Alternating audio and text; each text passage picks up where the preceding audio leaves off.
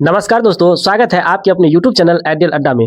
दोस्तों, आज के इस वीडियो में बात करेंगे कंप्यूटर दक्षता से संबंधित सभी महत्वपूर्ण प्रश्न के बारे में। इसमें आपको जीविका भर्ती में 10 नंबर का प्रश्न पूछा जाता है। बहुत ही बेहतरीन प्रश्न है, लगभग प्रश्न आपको यहाँ से देखने को मिलेगा एग्जाम में, तो बने रहें। आज का पहला प्रश्न है, CPU का पूर्ण रूप क्या है? तो CPU का पूर्ण रूप क्या होता है? इसका सही आंसर होगा option number B, central processing unit. CPU का पूर्ण रूप होता है central processing unit. CPU computer का एक भाग है जो सभी निर्देशों को क्रियान्वित करता है। इससे प्रश्न और भी पूछा जा सकता है कि ब्रेन ऑफ कंप्यूटर, कंप्यूटर का मस्तिष्क किसे कहा जाता है? तो CPU को ही ब्रेन ऑफ कंप्यूटर कहा जाता है, कंप्यूटर का मस्तिष्क कहा जाता है। यह इनपुट से डाटा प्राप्त करता है और उसे प्रोसेस करता है और आउटपुट के लिए तैयार करता है। अगला प्रश्न है, निम्नलिखित में से कौन एक इनपुट डिवाइस नहीं है? इनपुट और आउटपुट डिवाइस से तो निश्चित ही प्रश्न है, पूछना ही है, रहेगा ये प्रश्न, इसको आप लोग अच्छा से करके जाइए। इसमें कहा है कि कौन जो है इनपुट डिवाइस नहीं है, तो इसका सही आंसर होगा option number C. Option number C जो है, प्रिंटर इनपुट डिवाइस नहीं है, प्रिंटर आउटपुट डिवाइस है। कीबोर्ड, माउस, स्कैनर ये सारे इनपुट डिवाइस है। इनपुट डिवाइस वे होते हैं जो कंप्यूटर में डेटा और निर्देश दर्ज करने के लिए उपयोग किए जाते हैं। प्रिंटर क्या है? एक आउटपुट डिवाइस है जो डिजिटल डाटा की हार्ड कॉपी हमें बनाता है, और कीबोर्ड और माउस दोनों इनपुट डिवाइस है। अगला प्रश्न है, एक बाइट में कितने बिट्स होते हैं? एक बाइट में कितने बिट्स होते हैं? इसका सही आंसर होगा option number C. Option number C, 8। एक बाइट में कितने बिट्स होते हैं? तो 8 बिट्स होते हैं। बिट कंप्यूटर मेमोरी का सबसे छोटी इकाई है। क्वेश्चन पूछा जाएगा कि कंप्यूटर मेमोरी का सबसे छोटी इकाई क्या है? तो सबसे छोटी इकाई बिट है, जो 0 या 1 हो सकती है बिट। और बाइट एक मानक इकाई है। कंप्यूटर की बाइट क्या है? एक मानक इकाई है जो 8 बिट से मिलकर बनती है। यह एक बाइट का उपयोग आमतौर पर एक अक्षर को संग्रहित करने के लिए किया जाता है।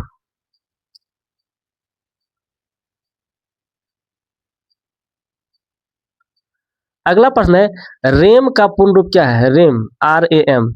इसका आंसर हो जाएगा रैंडम एक्सेस मेमोरी। इसका सही आंसर हो जाएगा random access memory. Random access memory. RAM किस प्रकार की मेमोरी है? क्वेश्चन यहाँ से पूछा जा सकता है कि रैम जो है किस प्रकार की मेमोरी है? तो रैम जो है अस्थायी मेमोरी है, वोलेटाइल मेमोरी है। इसमें संग्रहित डाटा कंप्यूटर बंद होने पर मिट जाता है। रैम में इसका उपयोग उन प्रोग्राम और डाटा को संग्रहित करने के लिए किया जाता है जो वर्तमान में उपयोग में है।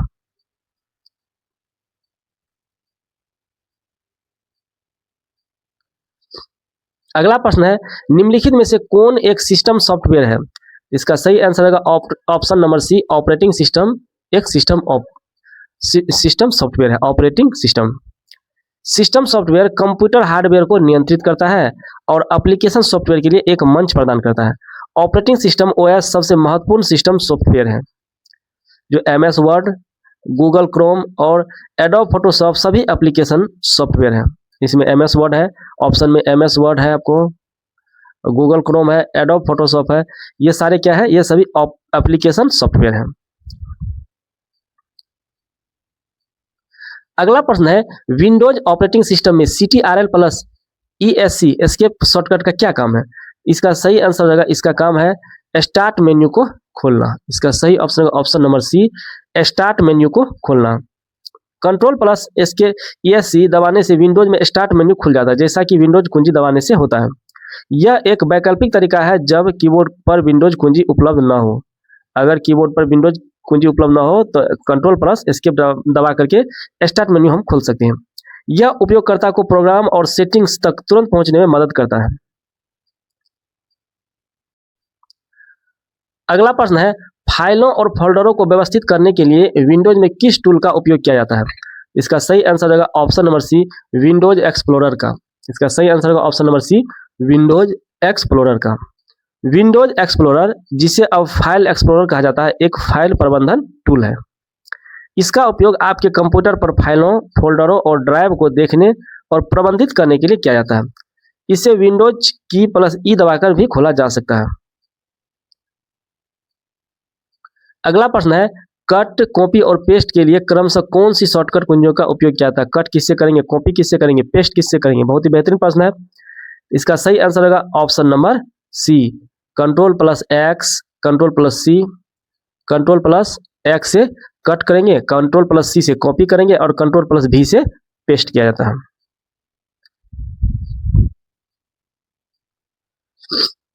अगला फाइल है, प्रश्न है किसी फाइल के नाम के बाद आने वाले .doc, XLS, PPT को क्या कहते हैं? इसका सही आंसर होगा फाइल एक्सटेंशन। इसको क्या कहते हैं? इसका सही ऑप्शन होगा option number A, file extension. File extension एक प्रत्यय सफिक्स है जो फाइल के नाम के अंत में आता है। यह ऑपरेटिंग सिस्टम को बताता है कि फाइल किस प्रकार की है। यह निर्धारित करता है कि फाइल को खोलने के लिए किस प्रोग्राम का उपयोग किया जाता है। जैसे हम लोग को फाइल खोलते हैं तो उसमें PDF लिखाता है, JPG लिखाता है, DOC लिखाता है, XLS लिखाता है। ये फाइल को पहचान करता है कि इसको किस में खोलना है। अगला प्रश्न है टास्क मैनेजर खोलने के लिए कौन सी शॉर्टकट कुंजी का उपयोग किया जाता है? टास्क मैनेजर खोलने के लिए कौन सी शॉर्टकट कुंजी का उपयोग किया जाता है? इसका सही आंसर हो जाएगा option number B, control plus shift plus ESC। Control plus shift plus ESC। Control plus shift plus ESC दबाने से सीधे टास्क मैनेजर खुल जाता है। टास्क मैनेजर का उपयोग चल रहे प्रोग्राम, प्रक्रियाओं और सेवाओं को देखने और प्रबंधित करने के लिए किया जाता है। Control plus ALT plus delete, इसमें है ऑप्शन नंबर ए में control plus ALT plus delete. इसका क्या काम है? इसे दबाने पर भी एक स्क्रीन खुलती है जहां से टास्क मैनेजर का चयन किया जा सकता है। अगला प्रश्न है MS वर्ड में टेक्स्ट को बोल्ड करने के लिए किस शॉर्टकट कुंजी का प्रयोग किया जाता है? MS वर्ड में कोई टेक्स्ट को बोल्ड करेंगे तो किस शॉर्टकट का प्रयोग करेंगे? इसका सही आंसर होगा control plus B। Control plus B दबा करके हम कोई भी टेक्स्ट को जो है MS वर्ड में बोल्ड कर सकते हैं, उसको मोटा कर सकते हैं। कंट्रोल प्लस B का उपयोग चयनित टेक्स्ट को बोल्ड, मोटा करने या बोल्ड फॉर्मेटिंग को हटाने के लिए किया जाता है। कंट्रोल प्लस I का प्रयोग किस लिए किया जाता है? कंट्रोल प्लस I, तो कंट्रोल प्लस I का उपयोग इटैलिक, तिरछा करने के लिए, तिरछा जो करते हैं इटैलिक अक्षर जो करते हैं हम, तो तिरछा करने के लिए किया जाता है। और कंट्रोल प्लस U का प्रयोग किसके लिए किया जाता है? तो कंट्रोल प्लस U का उपयोग अंडरलाइन, रेखांकित लाइन, टेक्स्ट के नीचे में रेखांकित जो करते हैं, अंडरलाइन करते हैं, उसके लिए किया जाता है। यह टेक्स्ट को हाईलाइट करने और ध्यान आकर्षित करने का एक तरीका है। अगला प्रश्न है MS वर्ड में नया दस्तावेज बनाने के लिए कौन सी शॉर्टकट कुंजी है? MS वर्ड में जो नया दस्तावेज बनाएंगे उसके लिए कौन सी शॉर्टकट कुंजी है? इसका सही आंसर होगा कंट्रोल प्लस N। नया दस्तावेज कहाँ से निकालेंगे? तो कंट्रोल प्लस N दबाने से। कंट्रोल प्लस N का उपयोग एक नया या खाली दस्तावेज, न्यू डॉक्यूमेंट बनाने के लिए किया जाता है। और ऑप्शन ए में है कंट्रोल प्लस O का प्रयोग किसमें किया जाता है? कंट्रोल प्लस O का उपयोग मौजूदा दस्तावेज को खोलने के लिए। और कंट्रोल प्लस S का प्रयोग किसमें किया जाता है? तो कंट्रोल प्लस S का दस्तावेज को सहेजने के लिए किया जाता है। यह कार्य को तेजी से शुरू करने में मदद करता है। आप लोग बताएं कंट्रोल प्लस P का क्या काम है? अगला प्रश्न है MS वर्ड में जस्टिफाई संरेखन के लिए कौन सी शॉर्टकट कुंजी है? MS वर्ड में जस्टिफाई संरेखन के लिए कौन सी शॉर्टकट कुंजी है? इसका सही आंसर होगा option number C, control plus J। Control plus J से जस्टिफाई किया जाता है। कंट्रोल प्लस J का उपयोग टेक्स्ट को जस्टिफाई, संरेखित करने के लिए किया जाता है। जस्टिफाई संरेखन में टेक्स्ट दोनों तरफ बाएं और दाएं से समान रूप से संरेखित हो जाता है। अगर हमारा आगे पीछे कोई अभी लाइन है तो क्या होता है? समान रूप से हो जाएगा जस्टिफाई करने से। यह दस्तावेज को पेशेवर और साफ सुथरा लुक देता है जस्टिफाई। अगला प्रश्न है MS वर्ड में हेडर और फुटर कहाँ होते हैं? MS वर्ड में हेडर और फुटर कहाँ होता है? इसका सही आंसर होगा ऑप्शन नंबर बी, दस्तावेज के शीर्ष और तल पर। इसका सही आंसर होगा ऑप्शन नंबर बी, दस्तावेज के शीर्ष और तल पर। हेडर दस्तावेज के प्रत्येक पृष्ठ के शीर्षक पर दिखाई देता है और फुटर दस्तावेज के एक प्रत्येक पृष्ठ के तल पर दिखाई देता है। इनका उपयोग पृष्ठ संख्या, दस्तावेज, शीर्षक, तारीख आदि जैसी जानकारी जोड़ने के लिए प्रयोग किया जाता है। अगला प्रश्न है MS वर्ड में मेल मर्ज का उद्देश्य क्या है? मेल मर्ज का क्या उद्देश्य है? इसका सही आंसर होगा ऑप्शन नंबर ए, कई लोगों को एक ही दस्तावेज भेजना। कई लोगों को एक ही दस्तावेज भेजना। मेल मर्ज एक ऐसा फंक्शन है जो एक ही दस्तावेज जैसे पत्र को कई प्राप्तकर्ताओं के लिए भेजने में मदद करता है। यह एक मुख्य दस्तावेज को डेटा स्रोत जैसे पत्रों की सूची में जोड़कर कार्य करती है। यह बड़े पैमाने पर व्यक्तिगत दस्तावेज बनाने के लिए उपयोग किया जाता है मेल मर्ज का। अगला प्रश्न है MS एक्सेल में फार्मूला हमेशा किस चिन्ह से शुरू होता है? MS एक्सेल में फार्मूला किस चिन्ह से शुरू होता है? इसका सही आंसर होगा बराबर के चिन्ह से। आंसर होगा सी नंबर। MS एक्सेल में किसी भी सेल में फार्मूला शुरू करने के लिए हमेशा बराबर चिन्ह का उपयोग किया जाता है। यह एक्सेल को बताता है कि सेल में एक गणना या फंक्शन है। इसके बिना एक्सेल इनपुट को सादे टेक्स्ट के रूप में मानेगा।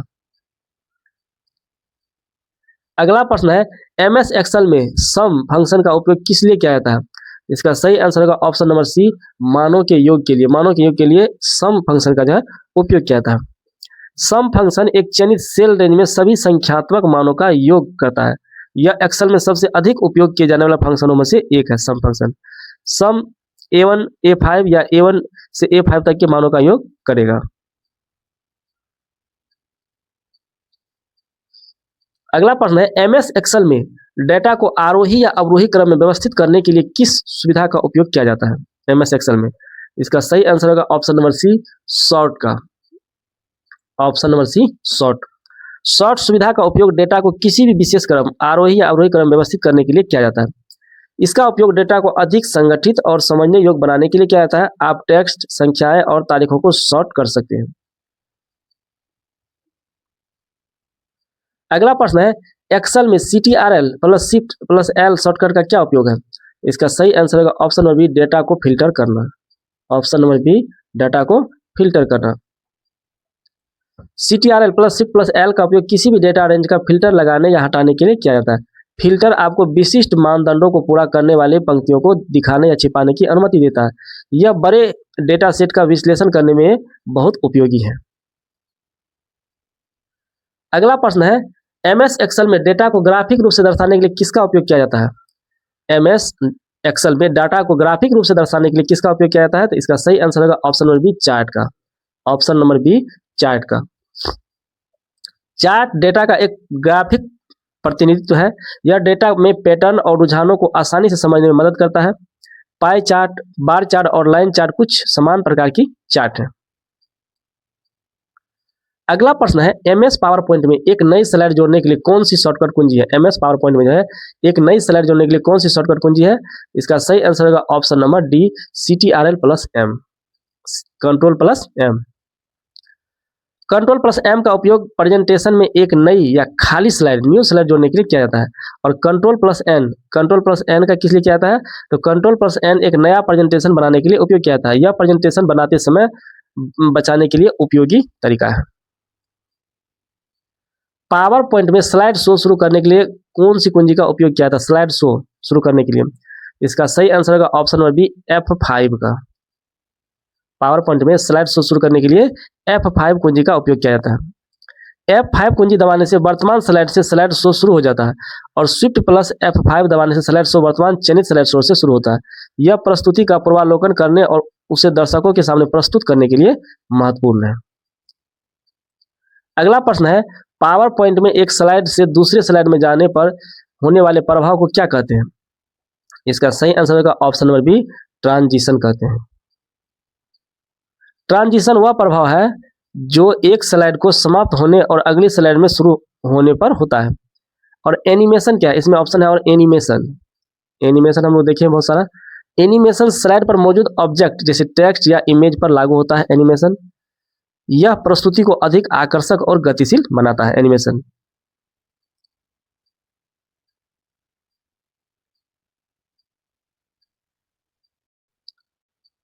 अगला प्रश्न है, एमएस पावर पॉइंट में स्लाइड का व्यक्तिगत रूप क्या कहलाता है? इसका सही आंसर होगा ऑप्शन नंबर ए, थीम कहलाता है। थीम एक पूर्व निर्धारित डिजाइन योजना है जिसमें रंग, फॉन्ट और प्रभाव शामिल होते हैं। हम लोग बहुत सारे थीम देखे हैं। यह पूरी प्रेजेंटेशन को एक सुसंगत रूप देता है। थीम का उपयोग करके एक पेशेवर दिखाने वाली प्रेजेंटेशन जल्दी से बनाई जा सकती है।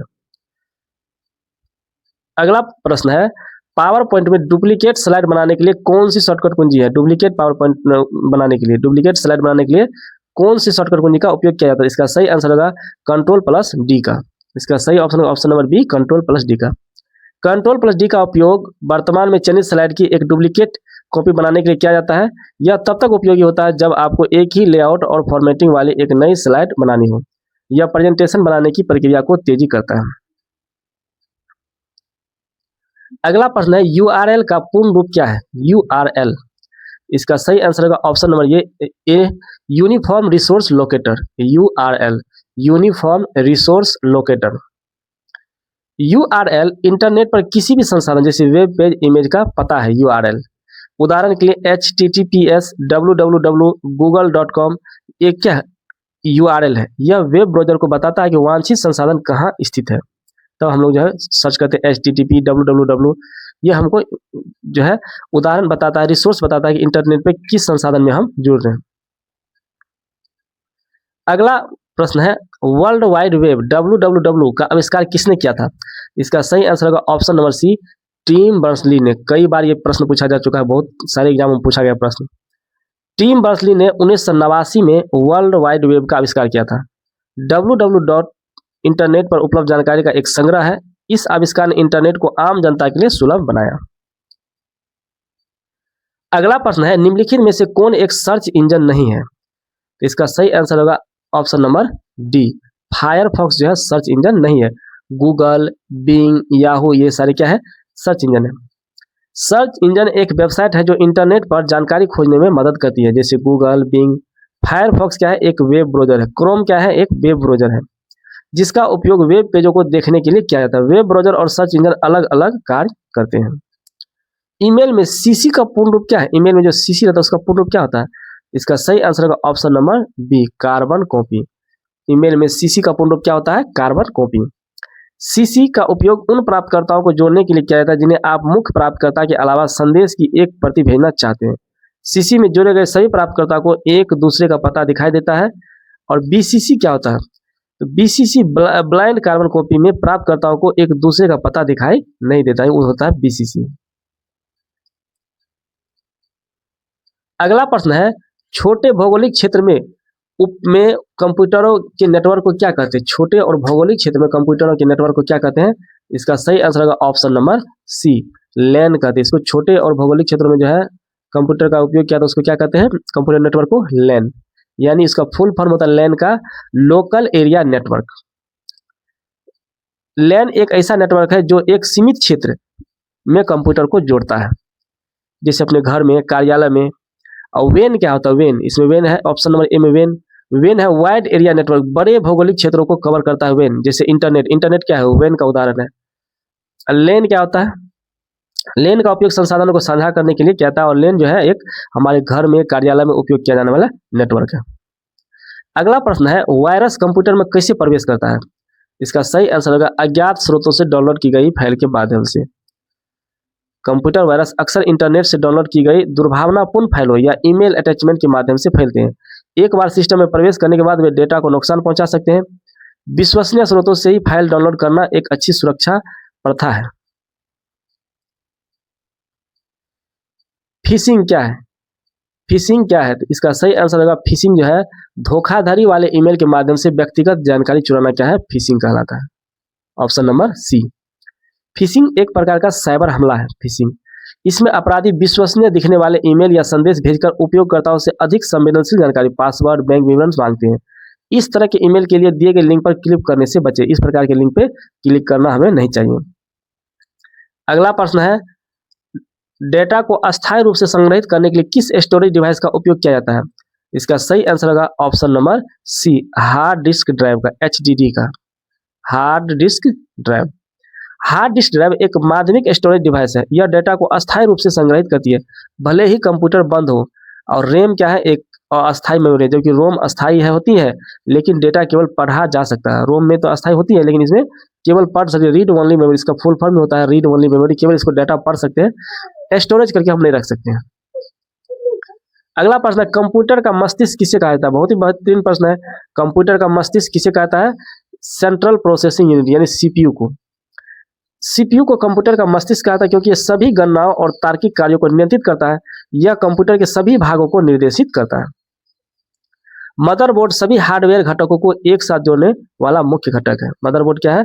सभी हार्डवेयर, जितना भी हार्डवेयर है, सभी हार्डवेयर घटक को एक साथ जोड़ने वाला मुख्य सर्किट है। अगला प्रश्न है प्रिंटर का उपयोग किस लिए किया जाता है? प्रिंटर का उपयोग, इसका सही आंसर होगा option number B, digital data की हार्ड कॉपी बनाने के लिए। डिजिटल डेटा अगर हमारे सिस्टम है तो उसका हार्ड कॉपी बनाने के लिए प्रिंटर का प्रयोग किया जाता है। प्रिंटर एक आउटपुट डिवाइस है। यह डिजिटल दस्तावेजों और छवियों को कागज पर मुद्रित करता है, जिसे हार्ड कॉपी कहा जाता है। इंकजेट और लेजर प्रिंटर दो प्रकार के प्रिंटर होते हैं। एक इंकजेट प्रिंटर होता है और दूसरा लेजर प्रिंटर होता है। क्वेश्चन पूछा जा सकता है प्रिंटर कितने प्रकार का होता है? तो प्रिंटर दो प्रकार का होता है, इंकजेट और लेजर प्रिंटर।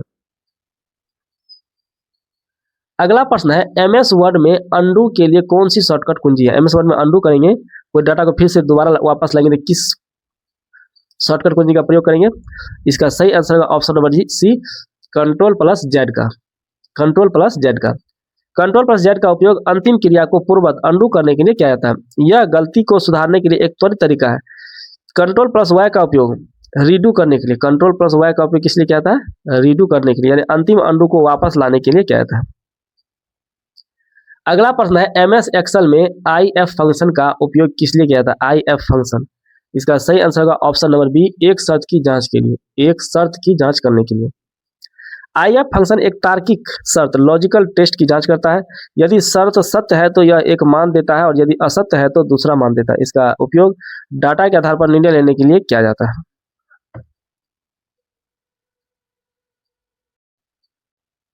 अगला प्रश्न है, एमएस पावर पॉइंट में एनिमेशन का उपयोग किस पर होता है? एनिमेशन का उपयोग किस पे होता है? इसका सही आंसर होगा ऑब्जेक्ट्स पर, ऑप्शन नंबर बी, ऑब्जेक्ट्स पर। एनिमेशन स्लाइड पर मौजूद व्यक्तिगत ऑब्जेक्ट्स जैसे टेक्स्ट, चित्र, चार्ट पर लागू होता है। यह उन ऑब्जेक्ट्स के दिखाई देने या चलने के तरीके को निर्देशित करता है। स्लाइड के बीच के प्रभाव को ट्रांजिशन कहते हैं। स्लाइड के बीच के प्रभाव को क्या कहता है? ट्रांजिशन कहा जाता है। अगला प्रश्न है, निम्नलिखित में से कौन एक ओपन सोर्स ऑपरेटिंग सिस्टम है? इसका सही आंसर होगा option number C, Linux. Linux एक ओपन सोर्स ऑपरेटिंग सिस्टम है, जिसका मतलब है कि इसका कोड सार्वजनिक रूप से उपलब्ध है। कोई भी व्यक्ति इसका उपयोग संशोधन और वितरण कर सकता है। विंडोज और एमएसी ओएस मालिकाना प्रोप्राइटर ओएस है। अगला प्रश्न है, कंट्रोल प्लस पी शॉर्टकट कुंजी का उपयोग किस लिए किया था? कंट्रोल प्लस पी, इसका सही आंसर होगा option number B, control plus P का प्रयोग किया जाता है प्रिंट करने के लिए। यह एक बहुत ही समान और उपयोगी शॉर्टकट है। इसका उपयोग MS Word, Excel, PowerPoint और वेब ब्राउजिंग जैसे कई प्रोग्रामों में किया जाता है। अगला प्रश्न है, सबसे बड़ी डेटा स्टोरेज इकाई कौन सी है? इसका सही आंसर होगा option number C, terabyte, TB, जिसको हम लोग शॉर्ट में टीबी कहते हैं, टेराबाइट। सबसे बड़ी डेटा स्टोरेज इकाई कौन सा है? टेराबाइट। एक टेराबाइट एक टीबी में 10 से 24 गीगाबाइट होता है और 1 गीगाबाइट में जीबी में 10 से 24 मेगाबाइट होता है और 1 मेगाबाइट में 10 से 24 किलोबाइट केबी होता है। तो इस प्रकार टीबी सबसे बड़ी इकाई हुआ। क्वेश्चन पूछा जा सकता है कि 1 टेराबाइट में कितना गीगाबाइट? तो 1 टेराबाइट में 10 से 24 गीगाबाइट। 1 गीगाबाइट 1 जीबी में कितना एमबी? तो 10 से 24 एमबी। और 1 एमबी में कितना केबी? तो 10 से 24 केबी। अगला प्रश्न है, कंप्यूटर की प्राथमिक मेमोरी कौन सी है? इसका सही आंसर होगा ऑप्शन नंबर सी, रैम और रोम को कंप्यूटर की प्राइमरी मेमोरी कहा जाता है। प्राथमिक मेमोरी वह होती है जिसे सीपीयू सीधे एक्सेस कर सकता है। रैम रैंडम एक्सेस मेमोरी और रोम रीड ओनली मेमोरी प्राथमिक मेमोरी के उदाहरण है। हार्ड डिस्क और पेन ड्राइव माध्यमिक सेकेंडरी मेमोरी है। इसमें आपको ऑप्शन में है हार्ड डिस्क और इसमें है हमारा पेन ड्राइव। तो हार्ड डिस्क और पेन ड्राइव क्या है? हमारा सेकेंडरी मेमोरी है। अगला प्रश्न है, रोम में संग्रहित डेटा को क्या कहते हैं? इसका सही आंसर होगा option number B, non volatile. Non volatile non volatile memory वह होती है जो पावर बंद होने पर भी डेटा को बनाए रखती है। रोम रीड ओनली मेमोरी एक नॉन वोलेटाइल मेमोरी है जिसमें कंप्यूटर को के बूटअप निर्देश संग्रहित करते हैं। रैम वोलेटाइल मेमोरी है क्योंकि यह पावर बंद होने के पर अपना डेटा खो देती है। अगला प्रश्न है, कैच मेमोरी यानी कैश मेमोरी क्या होती है? कैच, इसका सही आंसर होगा ऑप्शन नंबर बी, यह बहुत ही तेज मेमोरी होती है। कैश मेमोरी कैश मेमोरी एक बहुत ही तेज और छोटी मेमोरी होती है। यह सीपीयू और रैम के बीच स्थित होती है। इसका उपयोग अक्सर उपयोग किए जाने वाले डेटा और निर्देशों को संग्रहित करने के लिए किया जाता है ताकि सीपीयू उन्हें जल्दी से एक्सेस कर सके। अगला प्रश्न है, सॉलिड स्टेट ड्राइव एसएसडी क्या है? सॉलिड स्टेट ड्राइव एसएसडी क्या होता है? इसका सही आंसर है यह एक अस्थायी स्टोरेज डिवाइस है। एसएसडी एक अस्थायी स्टोरेज डिवाइस है। यह पारंपरिक हार्ड डिस्क ड्राइव एचडीडी की तुलना में तेज और अधिक टिकाऊ और कम बिजली की खपत करता है। एसएसडी इसका उपयोग डेटा को संग्रहित करने और फ्लैश मेमोरी का उपयोग करने के लिए किया जाता है।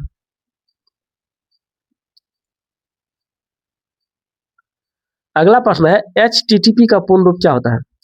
इसका सही आंसर होगा option number A, hyper text transfer protocol. HTTP मतलब होता है hyper text transfer protocol. HTTP एक प्रोटोकॉल है जिसका उपयोग वर्ल्ड वाइड वेब पर डाटा संचार करने के लिए किया जाता है। यह वेब ब्राउजरों और सर्वरों के बीच संचार को संभव बनाता है। URL के रूप में HTTP इसे प्रोटोकॉल को दर्शाता है। अगला प्रश्न है, कंप्यूटर की 5वीं पीढ़ी किस तकनीक पर आधारित है? इसका सही आंसर होगा option number D, artificial intelligence. इसका सही आंसर होगा option number C, artificial intelligence, जिसे हम लोग शॉर्ट में AI कहते हैं।